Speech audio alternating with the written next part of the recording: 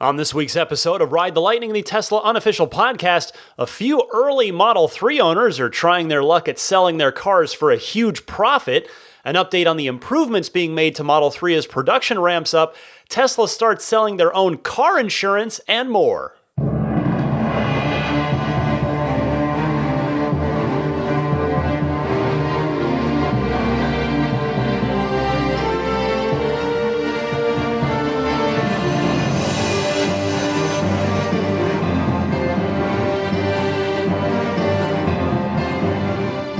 Welcome, everybody, to the 115th edition of the unofficial Tesla podcast, otherwise known as Ride the Lightning. It is October 15th, 2017. I'm Ryan McCaffrey. Good to be with you. I am joined by a now snoozing Daisy the Boxer puppy. She is on the couch. If you probably did hear her last week being crazy, being a puppy, running around, chewing things and squeaking toys and all kinds of stuff. That ended about 10 minutes ago, just before I recorded, so she's snoozing on the couch now, but she is doing great. Really appreciate everybody's kind words about the new pup. Potty training, it's been a bit bumpy. That's been a challenge, but I expected that. That's how it goes with these little guys, so we're working on it. We're getting there. She's doing great. We've got our first puppy play group this weekend to get her out and socialize her in a sort of formal capacity. Then once she has all of her shots, in about a month or so, we'll get into sort of proper puppy kindergarten and get the real training going. Before I start the show this week, I wanted to send out my best to all of the folks affected by the California wildfires up and down the state. California, I do happen to know my podcast provider gives me a pretty good batch of metrics, including a breakdown of where people listen from, where the downloads are coming from. And I do know that California is my number one territory, as it were, state or country or anything else. So a lot of you out there are in California. If you have been affected by these California wildfires, my heart goes out to you and your family. I hope most importantly you and your family are okay. Hope your home is okay. It is bad out there. In fact, it's bad here in San Francisco in the sense of air quality, despite the fact that there is an actual bay between us and the wildfires up north. It looks like, I grew up mostly in the Phoenix Valley, the Valley of the Sun as it's known, and in the 90s. The Phoenix area, I think it's better now, but particularly in the summertime, the Phoenix area, it is a big giant valley, and it's so hot, and just there was no real, not a lot of checks and balances put on things. There would be an actual visible smog layer up. If you tried to look out to the mountains, you'd see this thick band of smog. Well, that's kind of what it looks like here in San Francisco this week.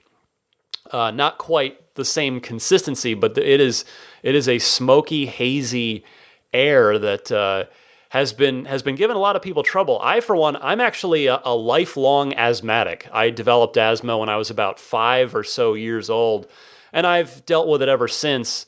And I'm lucky I don't have it nearly as bad as some people. It really tends to only get me when I either get sick, it'll sort of trigger and make things worse. Or if I'm going to do a sporting activity, like if I know I'm going to go out and play basketball or baseball or something, I'll take a preventative shot from the inhaler. Well, I've had to hit the inhaler multiple times throughout the day this week because, boy, we have horrific air quality going on here in San Francisco right now, which has been really tough for a lot of people. And not to make light of this, but seriously, for you Bay Area, or I should say extending further down to into Southern California as well, but particularly, Bay Area Tesla owners out there who have bioweapon defense mode in their cars, you folks have had a genuine, real reason to use that this week. I'll tell you, I know I'm really wishing I had it right now. Because again, it's been tough. It's better indoors certainly than outdoors. The advisement has been to try and stay indoors where possible. But a lot of people are out wearing filtration masks. It's it is, there's quite the what's the word I'm looking for? Sort of the domino effect, the fallout of these fires. And I'll tell you, if I did have a Tesla with the bioweapon defense mode, which the Model 3 doesn't have, so even if I had my 3, but I would be doing the show from inside the car with bioweapon defense mode running right now. But in any case, best wishes to everybody out there, whether you're just having to breathe it in, or whether you've been even more adversely affected than that. So let's get on to the Tesla news this week. There is a lot to get to. First up here, how badly do you want a Model 3? Would you be willing to pay, say, P100D prices for one? Because VIN number 209 was posted on Craigslist this week with an asking price of over $150,000 US dollars. The listing read, first ever Tesla Model 3 for sale. Car is lightly used with just over 2,000 miles. This is a unique opportunity to own one of the most anticipated cars ever. Skip the line of over 400,000 people and buy the car of the future now. Car is fully loaded with the 310-mile long-range battery, panoramic glass roof, premium interior, sound system, and aero wheels. Car has been great for the past 2,000 miles, and a unique circumstance is forcing me to part with the car. Fit and finish are excellent for an early production model. This car meets all of the hype, and I plan on owning another in the future. Well, this might be premature. This was pulled down, but before I could actually record the show, and there was another one that popped up listed for $90,000 on eBay. That also was pulled down. Now, whether Tesla initiated that pull down or whether somebody reached out privately to try and purchase the car, on the down low, that remains to be seen. But I tell you, regardless, it is a mighty steep price to pay just to be the first guy in the neighborhood to have one. I can't imagine anyone paying that, because if you've got pockets that deep, you probably already have or could just go out and buy a pretty maxed out P100D S or X. Again, the removal of the listing, I would doubt that there's been a private arrangement made. I would suspect that the removal came at Tesla's behest, because Tesla made the employees agree to not sell the car for a profit in exchange for this early access. Now, you might think that's unfair, but if employees started flipping them for huge profits, it would defeat the entire purpose of selling the cars to employees first, which is to thank them and to keep the early cars close to the vest as friendlies in order to quietly and quickly address anything that does happen to go wrong on the cars. So can't imagine these sales will actually go through, either for because of their asking prices or because Tesla would put a stop to it. But nevertheless, interesting to see. Now, speaking of the early Model 3s, Electrek picking up a scoop this week on the things that have, I don't want to say gone wrong on the early Model 3s, but the things that have already been addressed on the early cars. Electrek stating that the battery packs themselves and the two front seats were updated on those initial July build cars, and then the August cars got new headlights and taillights. And everyone, I think this is great to hear about. Not because I'm happy to hear that things need an upgrade. That's obviously not great news. You'd ideally like for things to be excellent right out of the gate, right out of the box. But what it does mean is that Tesla's catching this stuff early, which means that the whole thing I just got done talking about on the last story, the whole strategy of selling the cars to employees first and keeping them very close, both in a geographical sense and in a, what's the term I'm looking for? I don't want to say political sense, but kinda, you're keeping the cars close in every sense of the word. That strategy seems to be working. It's like I said last week, this is a clear lesson from the Model X launch, when the earliest adopter customers were the ones, external people, non-employees, customers were forced to be the ones that had to bear the brunt of the issues with the early Model X's. So I think it's much better this way for everyone, like I described last week. So good to see that the Model 3s are already improving and having some early kinks worked out before they really start being sold and delivered widely. Next up this week, another hat tip to Electrek, an interesting stat obtained by them, and it's this. Almost half of all Tesla buyers since the hardware 2.0 or higher, now that there's the 2.5, half of hardware 2.0 plus buyers have opted to pay for the full self-driving capability up front. So paying that $3,000 up front rather than waiting and paying what is currently listed as the $4,000 price to activate it after delivery.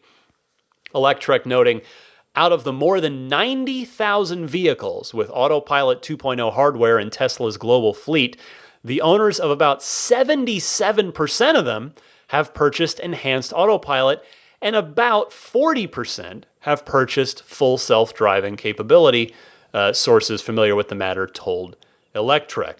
So 77% for the standard Autopilot package. That's better, obviously, than 3 out of every 4 buyers have opted for that enhanced Autopilot. I would be very curious to take a poll of my audience. I got done mentioning at the beginning of the show that Libsyn, my podcast provider, gives me a good number of metrics, but I don't really have any good way of polling you guys. I suppose I could use my Twitter, but I know lots of people aren't on Twitter, and quite frankly, I don't blame you.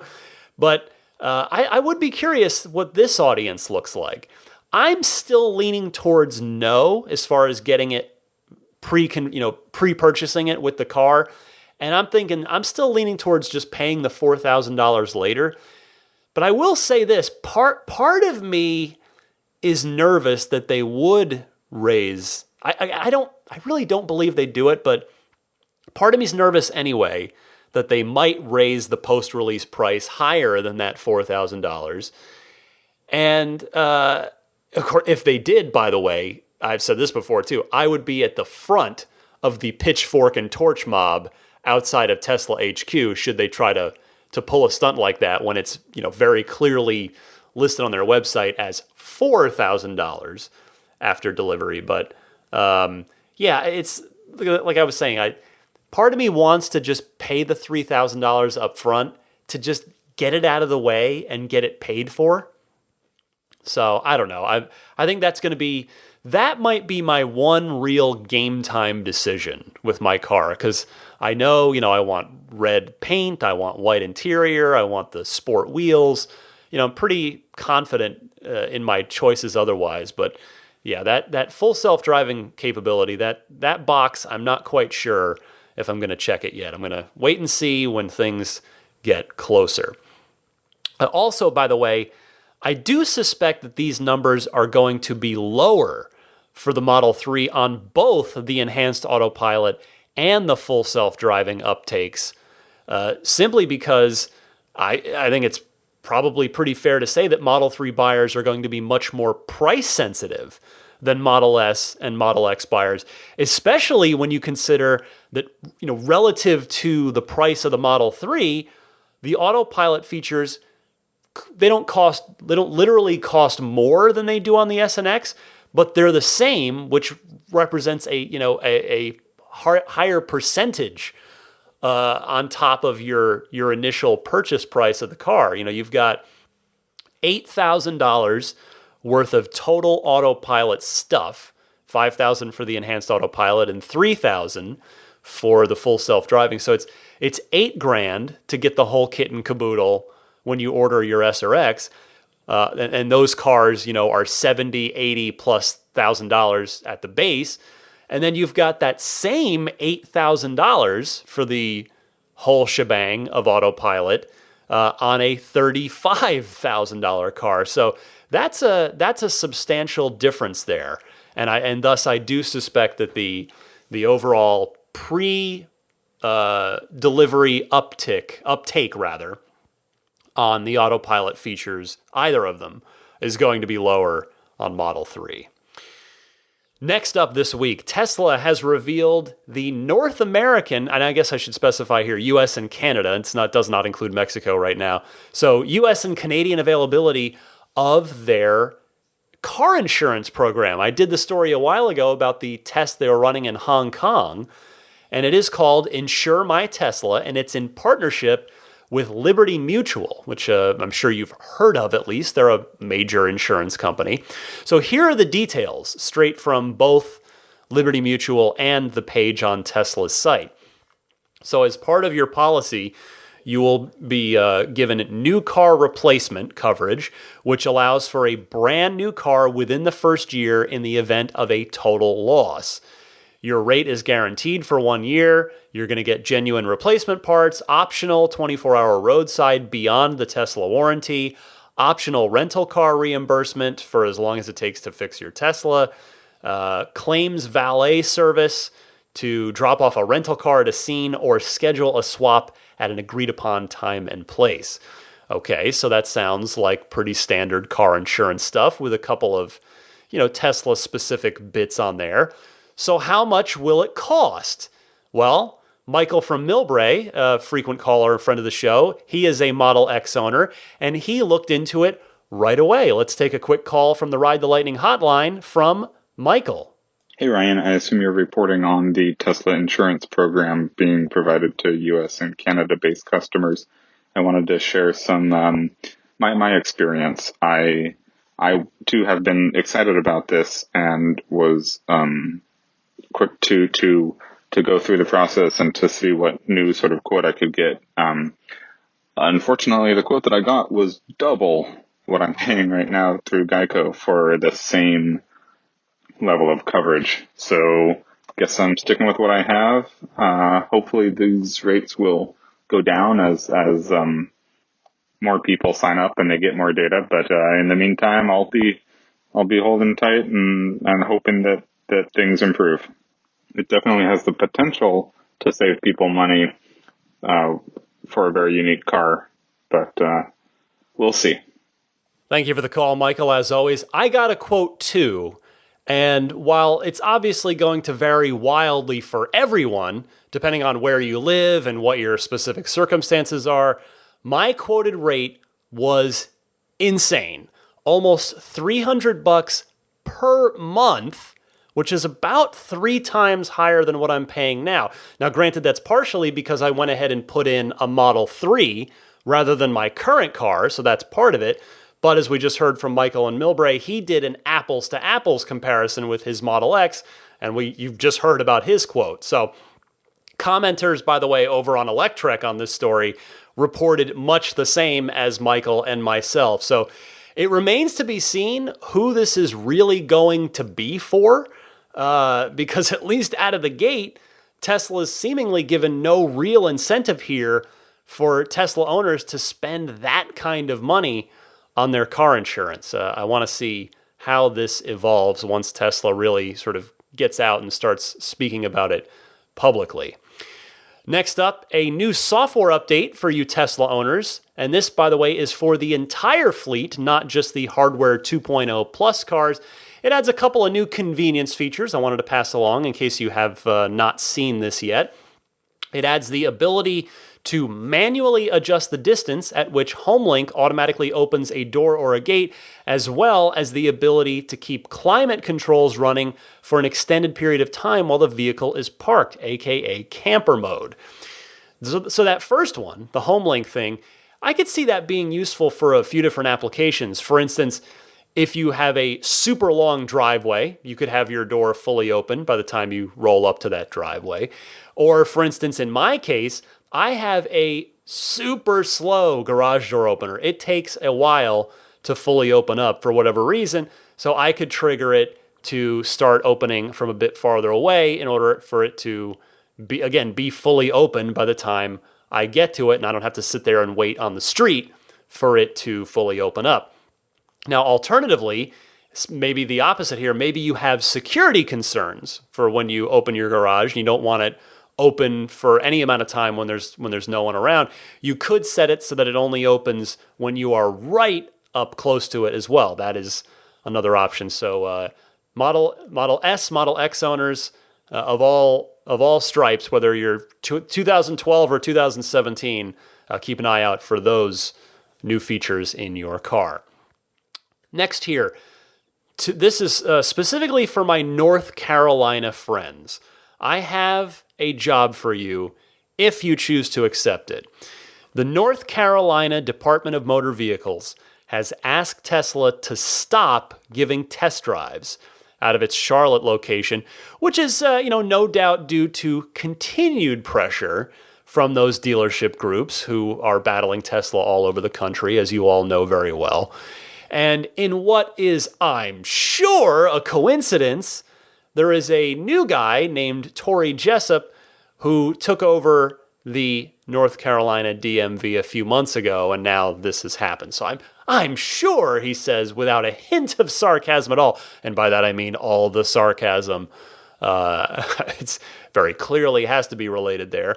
But nevertheless, the point of this is, I encourage all of you out there, particularly you North Carolina friends, to do one or both of two things. One, write to and or call your local and state representatives and tell them that you want Tesla to be able to operate in North Carolina with the same rights and privileges that other car makers get. Number two, and or please do this, go to the Charlotte dealership if it's within range of you, and maybe you hang out, and I'm being serious here, offer to give test rides, or if you're trustworthy enough, even test drives to prospective customers who come into that store. Maybe you hang out for an hour or two, once a month, twice a month, one day a weekend if you're really gung-ho about it. We have seen Tesla owners in other states rally this way before, and it is a powerful message to send if such a thing were to be organized by a group of particularly good-hearted and enthusiastic folks, because you're sending, a powerful message both to the state, you're sending a powerful message to that prospective customer. If a stranger, you think about it, you're in a Tesla store, you're curious about these cars. You've heard about them, you've heard they're great, or you're just interested, you want to learn more. And you get to say, hey, can I take a test drive? And the store associate, the sales rep says, oh, no, sorry, there's actually there's a situation with the state government where we're not allowed to do that. And if that were you, and then there's someone who kind of is hanging out and comes up and says, hey, I'm a local Tesla owner, and I would be delighted to show you my car and take you out for a ride in it. That is an incredibly powerful message to send to that prospective buyer. I mean, if you're the prospective customer and a stranger is so passionate about their car and about the Tesla mission that they're willing to take time out of their life to show you their car, that's a huge, powerful message to send to that prospective buyer. That person's going to think, gee, there must be something really special about these cars, because, of course, as you and I know, there is something really special about these cars. And the quickest way, as I think any of you who have driven a Tesla, I know a lot of you out there are owners, but not all of you are like me, but maybe you've driven the car, you know that the quickest way to understand the whole appeal and power, not just literal power, but the whole appeal of Tesla, you get it almost instantaneously as soon as you drive the car. Because once that happens, once you drive the car, that light bulb goes on for you and it never goes off after that. So should anyone take the assignment, I thank you in advance if you have the time and the inclination to take action here, or if you want to reach out to a state representative, that would be awesome too, because this is again just part. It's a state by state battle Tesla is winning the war, but the war is won in a battle-by-battle kind of scenario. So this is just another battle. This is the latest battle. Next up, this message is for Model X owners. If you've got an X built between October 28th of 2016, so almost exactly 1 year ago, and so if it's built between a year ago and August 16th of this year, in other words, if you've bought an X this year, I'm probably talking to you, there is a voluntary recall that you should know about. You've probably already received communication from Tesla about this, but just for your benefit and for everyone else's knowledge, here are the details. So this affects approximately 11,000 cars, and it is a second row seating issue.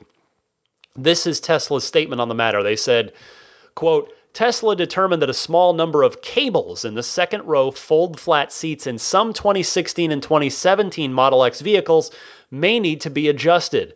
Although Tesla has not received reports of any issues or accidents relating to this condition, we will be conducting a voluntary recall to inspect the affected vehicles and confirm whether any adjustment is needed.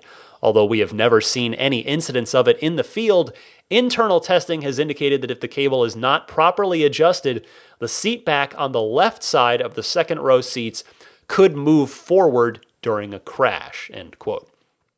You may recall that the third row seats on the very early Model X's were also voluntarily recalled.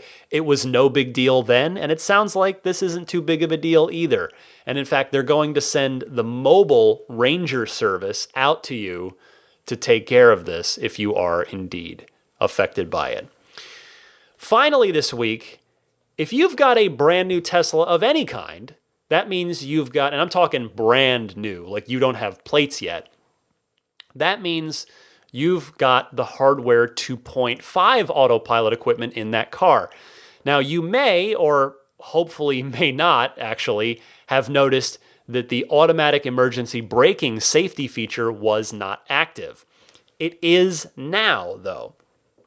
A fleet-wide calibration period has finished up, and that feature is now being slowly activated across the entire 2.5 fleet, which I would suspect is probably still relatively small.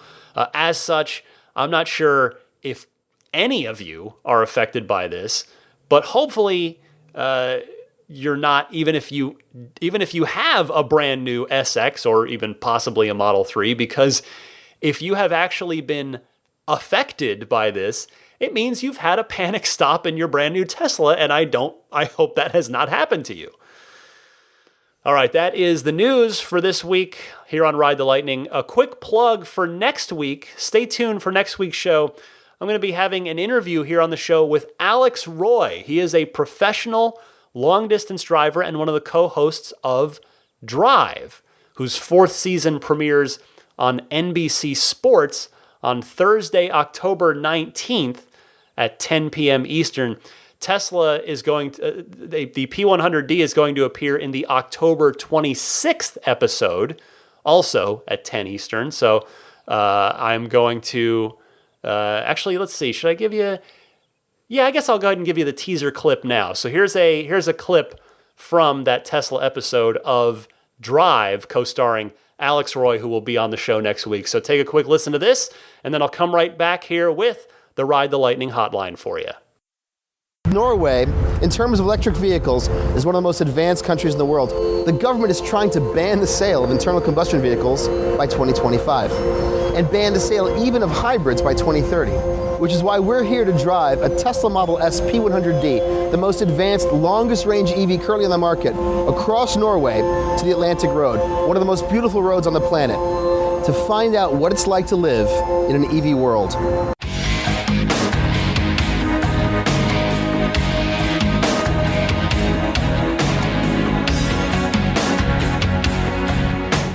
Time for the Ride the Lightning hotline, where you get to call in, be part of the show. Your questions, comments, discussion topics, I would love to hear them. So you can record them on your smartphone and email me that file. And the email address is teslapodcast@gmail.com.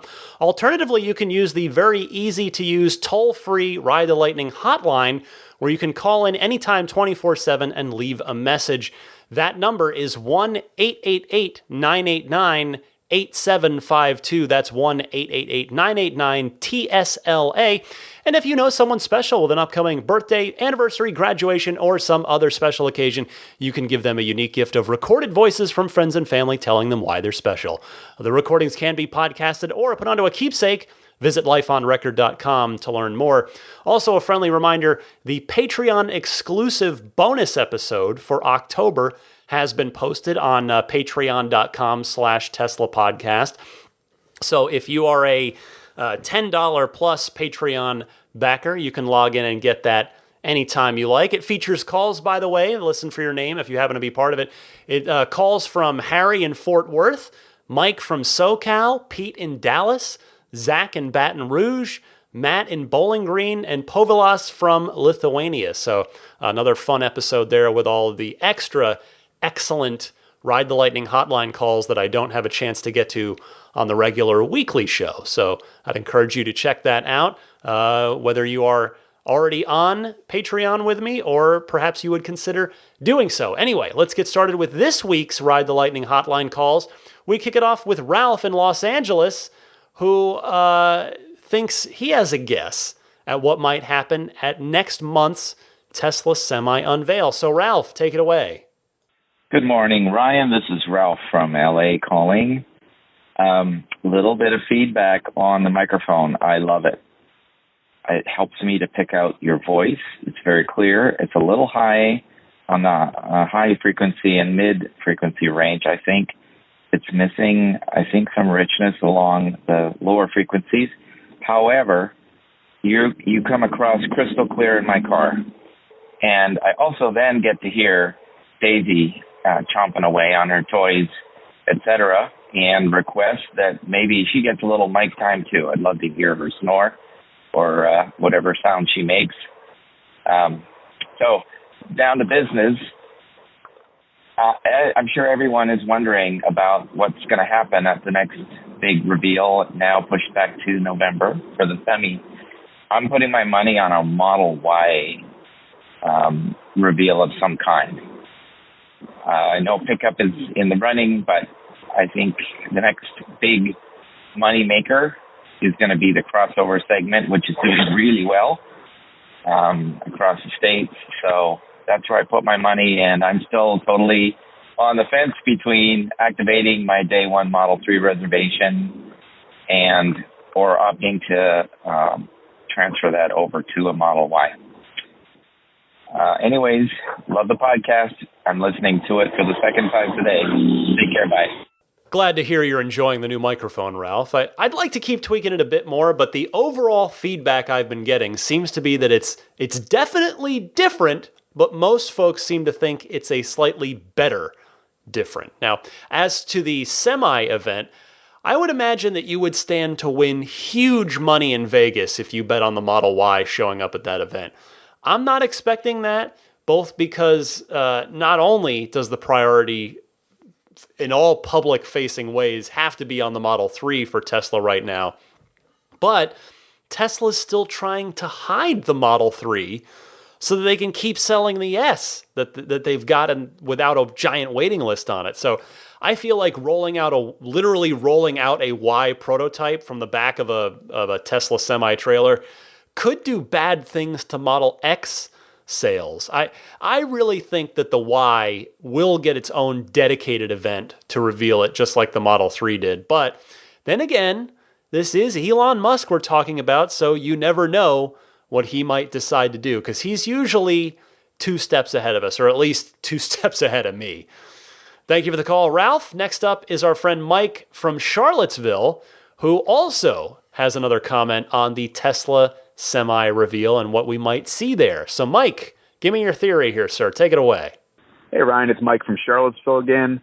So I had called in a few weeks ago about the extra bonus of the unveiling for the Tesla Semi. Now, I have something to add to that. I had originally mentioned maybe just showing the Model 3 production line up to working capacity to, show everybody that what's happening. But I also think that maybe it could be a refresh Model S, because I know there's talks about them revamping the interior that would be fairly simple, and it would generate sales for the company and help with production of Model S. So I want to see what you think, and thanks. Bye. Mike, you know I love you, but I am going to politely and respectfully disagree with you on this one for one reason and one reason alone. The Model S is the flagship of the company. It is, for at least a bit longer, the best-selling car that they make. It's vital to the company, and it will continue to be so even after the Model 3 ramps up, because Model S is the performance leader. It is the halo car, at least until the new Roadster comes around in however many years that's going to be. And thus, it's the tip of the spear for Tesla to reach car enthusiasts, which has been one way that we've seen very, very clearly that Tesla's been able to bring people into their tent. So all that is to say that I believe the Model S redesign is going to warrant its own big deal event when the time comes. I just don't see them piggybacking it onto the Semi reveal. But I always like your outside the box thinking. That is what's good. It's always good to have additional perspectives and some ideas that I hadn't considered. But I got to figure that the new S, when it does come around, whether it's sooner or later, is going to get its own dedicated event. We shall see. Next is Matt, a fairly new listener, who has a question about the Tesla and the Model S specifically as he considers buying one. Let me see if I can help Matt out. So Matt, you're on the air. Hey, Ryan, this is Matt. I really enjoy the podcast. Thanks for all the work you put into it. I have a question, and I'm a fairly new listener to the podcast, so it might have been addressed already. If so, I apologize, but considering getting a Model S, and I'm curious about lightning strikes. If the car is plugged in and charging and lightning hits a power line nearby, does Model S have any kind of built-in protection against that situation? Just curious to hear your thoughts on that. Thanks. Thank you for the call, Matt, and welcome to the show.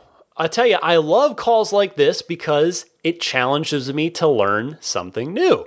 And here's what I was able to find on this topic, which did teach me something new, which I always love. So this happened to a Tesla owner by the name of Sarah Day while she was juicing up at a supercharger in Columbus, Ohio back in 2015. Teslarati covered this at the time, and here is how Sarah described the incident. She said, quote, "I heard the crash," meaning the lightning, and just a second or two after, about 9 errors popped up on the dashboard. So she was charging up at the supercharger here, and the lightning hit nearby. Some of them were low charge warnings saying it would disable some functions. Others were on how the car needs to be serviced. I was also getting that the car can't be charged and that the 12-volt battery is low. After the storm died down, I got out of the car. The charging port wasn't lit up, and when I tried to remove the cable, it wouldn't come out. I still had most of the functions in the car, including the touchscreen. The other car that was charging just a couple stalls down from me was completely fine and drove away, though I didn't get to talk to that owner afterwards, end quote. Now, she also said that Tesla was great to deal with while they figured out what happened to the car, noting that Tesla engineers, she said, were, quote, almost giddy to get their hands on it so that they could study it. Unfortunately, there was no follow-up on the story to see how it resolved on any of the news sites, but I was able to find a follow-up forum post on the Tesla Motors Club forums from Sarah herself after she got her car back from Tesla, which was a month later. And she wrote, "They replaced a lot of stuff, not all of it broken, and sent it to Fremont for testing. So I really don't know exactly what was broken or what went wrong. I think we'll just have to wait for Tesla to release any information on that," which, end quote there, ultimately they did not. But the good news is the overwhelming odds are that Tesla will take care of you in the insanely unlikely event that your car is affected by a lightning strike while it's charging. What do we got here? We've got 2 more calls. For the first of those 2 comes to us from Jeff in Los Angeles, who has another point. I know we've been talking a little California on this episode. Well, here's another one for Californians. Jeff calling in regarding a new gasoline tax and how that, but that's also going to affect EV owners. So Jeff, please tell us about it. Yeah, hi, this is Jeff from Los Angeles. I just called to see what you thought about the new California gasoline excise tax. I think it's going to do a lot for Tesla, and obviously their stock as well.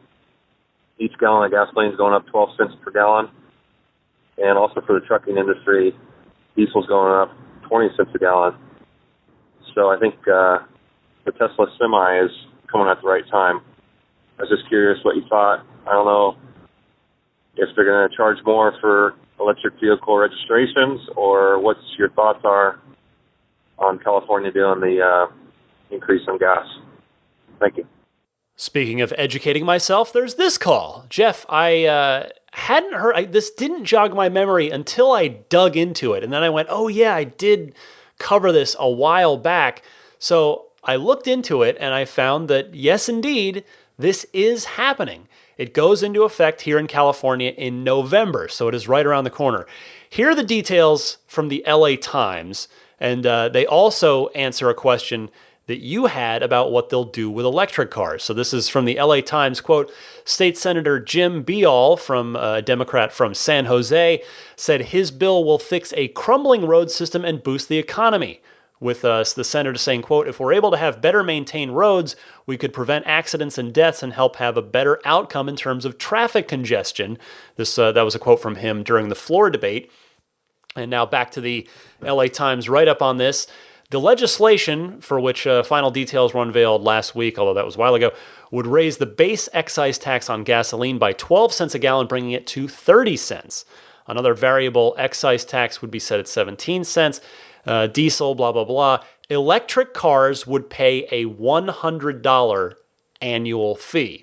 The package also creates a new annual vehicle fee ranging from $25 for cars valued at under $5,000 to $175 for cars worth $60,000 or more, end quote.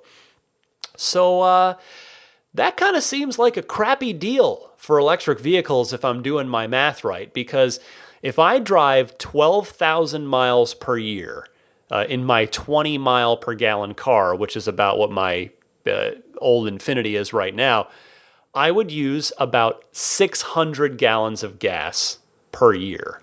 Multiply those 600 gallons by the 12 cents increase that we're getting here, and you get $72. That's pretty far off from the $100 that they're sticking to EVs. Now, I suppose that's offset a little bit, at least, by the fact that an electric vehicle's gallons, and yes, I'm doing air quotes right now, those quote-unquote gallons for an electric vehicle, in other words, kilowatt hours, they cost pennies on the dollar compared to an ICE's gasoline.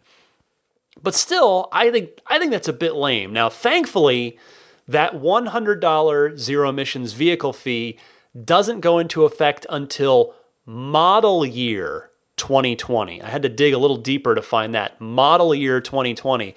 So if you're buying an SX or a 3 before then, you should be exempt from this. Now, as for that new annual vehicle fee of $175 on top of your registration for cars worth over $60,000, if you're buying an SX or loaded Model 3, you are going to have that added to that registration bill every single year in California. So, I mean, I love living here. I know nobody wants to hear people from California complain, but man, that is a bit harsh. But all I'll say is we darn well better get some nice roads in return, because they're not so great here. They're not the best roads on the planet. But anyway, definitely wanted to pass that along to my California listeners, because it affects you, whether you're already driving a Tesla, whether you plan to drive an electric vehicle, or if you're just already driving, like me, still currently driving a gas car. So there you go on that. All right, final call this week. The honor goes to Tim from Little Rock, following up with a call he made. He had to take his family to another state to actually see and drive a Tesla, since it doesn't have a store in his state, in Arkansas there. And there's a pretty cool ending to this story. So let's let Tim tell that story. Tim, go ahead. Hey, Ryan, this is Tim from Little Rock.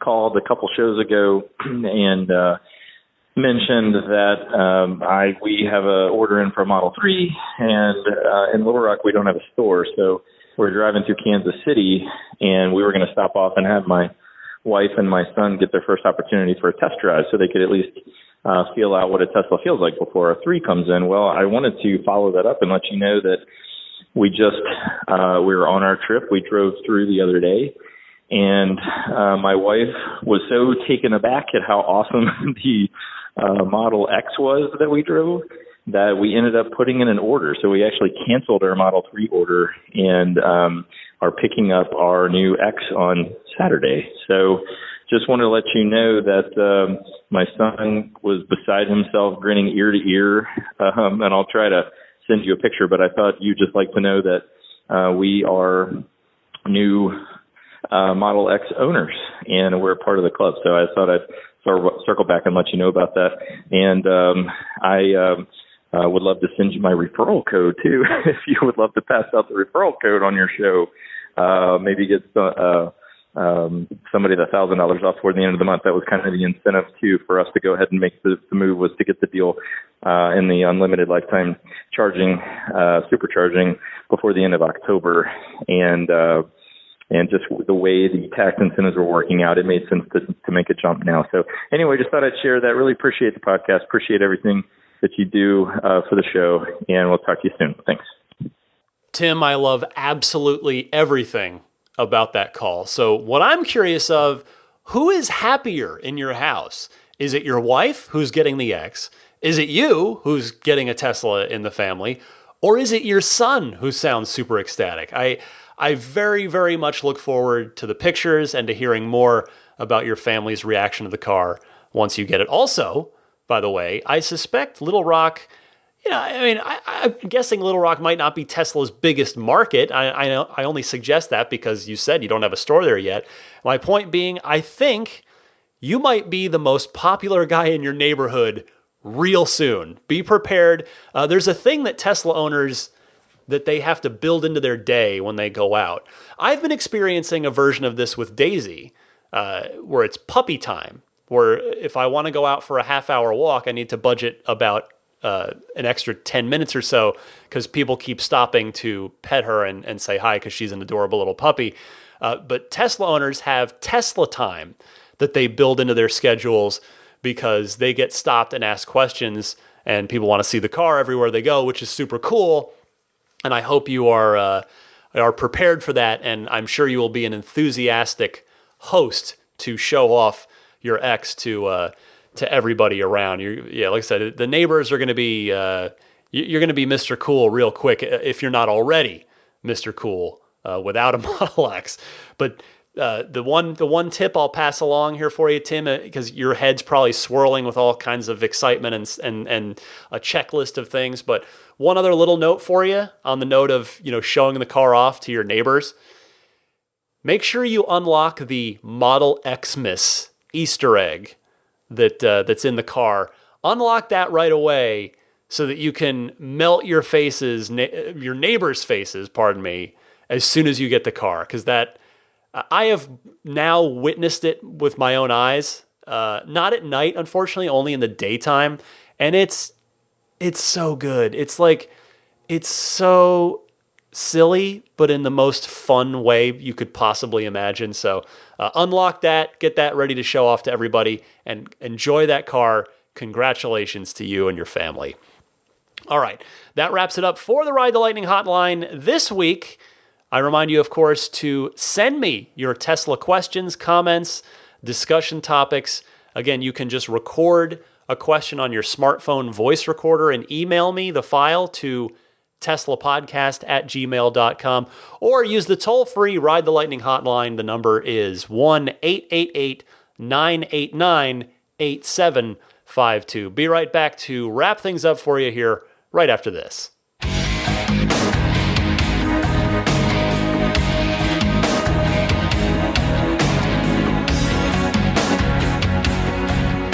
All right, right. Feel free to follow me on Twitter if you're interested. I'm at DMC_Ryan.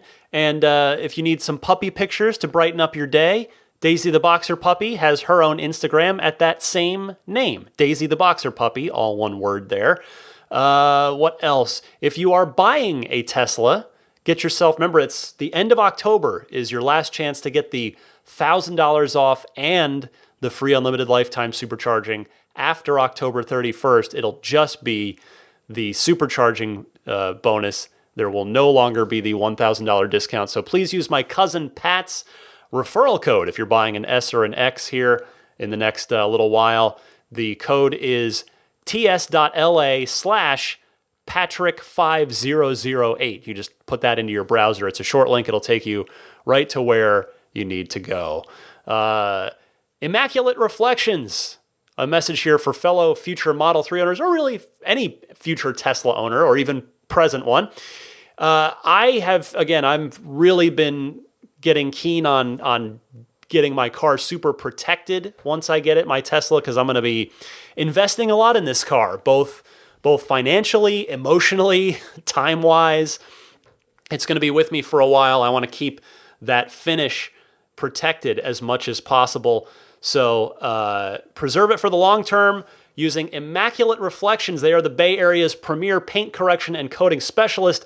They offer paint correction services, new car delivery prep, ceramic coatings, including Seaquart's Finest Reserve, as well as PPF, which is paint protection film.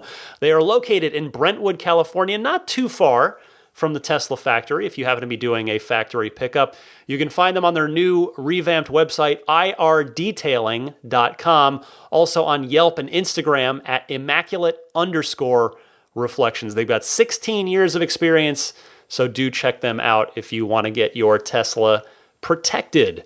Patreon. I appreciate anybody who at least just all I ask, take a look at the page. If the show means something to you, if you get a lot out of it, I would greatly appreciate your support on Patreon. Patreon.com/Tesla Podcast. Patreon. Patreon.com/Tesla Podcast. Sincere thanks, as always, to the Patreon producers, especially. These are the very awesome folks who support me at the $20 or higher level. They are Jeff Bartram, Paul Hussey, DJ Harbaugh, Pete White, Wolfgang Obergen, George Cassiopo, David Brander, Jonathan Wales, Scott Gillis, Michael Lucas, Alexi Heft, Lisa Kaz, Michael O'Prey, Logan Willis, Matthew Parra, Michael Lester, Robert Miracle, Vince Vaughn, John Lasher, Harold Plug, Jason Chalukas, Emotion Rentals, Richard Ouellette, Andreas Cohen, Sean Fournier, Tim Hyde, and a special shout out and hello to our newest Patreon producer, Marcus Mayenschein. And Marcus, I think I'm pronouncing your last name correctly there.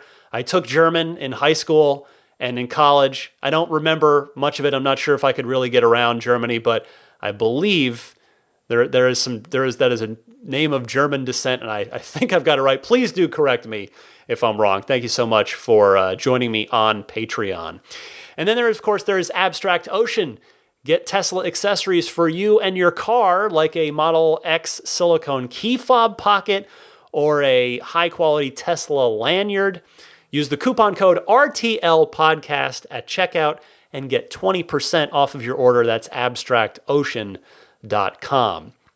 Most of you probably subscribe to the podcast through your favorite podcast provider. If you do not, I would already encourage you to do so, because then the show gets downloaded right to you automatically. You can subscribe on iTunes, Google Play, Stitcher, TuneIn, or you can pick up the RSS feed or even grab individual MP3s at the podcast hosting site, which is teslapodcast.libsyn, spelled LIBSYN.com. I think that about wraps it up. Yes. Anything left to add? Just working on the Daisy training, which is, a lot of work, but a lot of fun too. I'm looking forward to getting her trained up and one day making her a pet-assisted therapy dog again, just as Maggie was. That was an extremely rewarding experience. And I'll tell you, Daisy's temperament already suggests that she will be a very, very good candidate for that. But what do we got? We're, mid-October already. We are heading into the thick of things. Again, hopefully a good chunk of you are going to start to get your Model 3s here in the next 90 days. It's going to be so awesome for so many of you. I can't wait to share in your enthusiasm, to live vicariously through your enthusiasm as I continue my wait and others continue theirs as well. So, for a snoozing Daisy the Boxer Puppy, I'm Ryan McCaffrey. Thanks as always. Happy electric motoring, and I'll see you all again next week.